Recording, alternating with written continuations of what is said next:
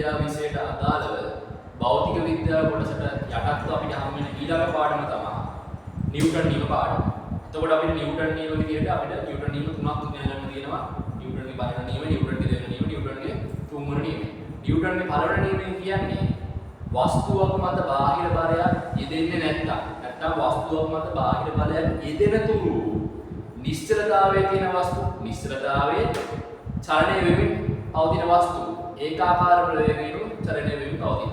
නිව්ටන්ගේ ඊළඟ අපි හම්බෙන්නේ නිව්ටන්ගේ දෙවන නියම. නිව්ටන්ගේ දෙවන නියම කියන්නේ චලනය කරන වස්තුවක ත්වරණය එයා මත ඇතිවන බාහිර අසමතුලිත බලයට අනුලෝමව සමානුපාතික වෙනවා වගේම එම ත්වරණය එයාගේ ස්කන්ධයට ප්‍රතිලෝමව සමානුපාතික වෙනවා කියලා තමයි නිව්ටන්ගේ දෙවන නියමය කියන්නේ.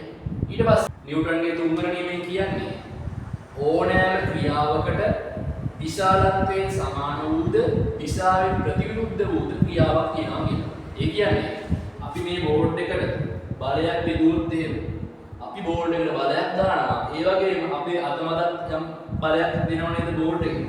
අපි තද කරන්න බෝඩ් එක මත බලයක් දෙන්න අපේ අත මත යම් අපිට අපේ අතට යම් රිදීමක් හම්බ වෙනවනේ. බෝඩ් එකෙන් අපිට තෙරපීමක් ලක් කරනවා. මේ නිව්ටන්ගේ දෙවන නියමයට අදාළව අපිට හම්බ වෙනවා සමීකරණය F සමානයි m.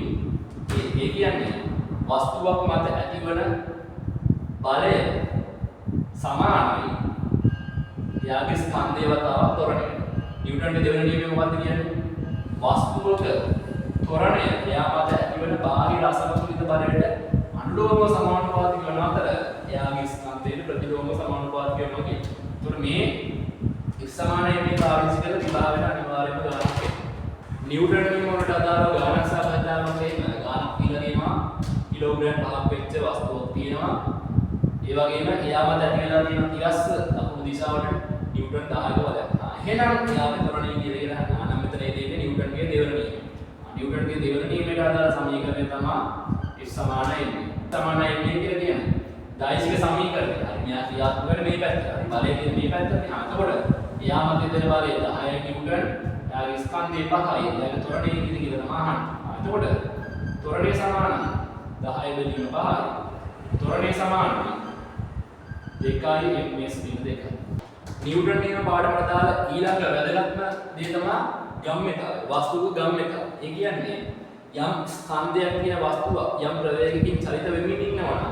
ඒ වස්තුවට අදාළ එම මොහොතේ අපිට ගම්මිතාවය හොයාගන්න පුළුවන්. එයාගේ ස්කන්ධය එයාගේ ප්‍රවේගයෙන් ගුණ කරලා අපිට හොයාගන්න පුළුවන් එයාගේ ගම්මිතාවය. ගම්මිතාවය සමානයි ස්කන්ධය වතාව ප්‍රවේගය.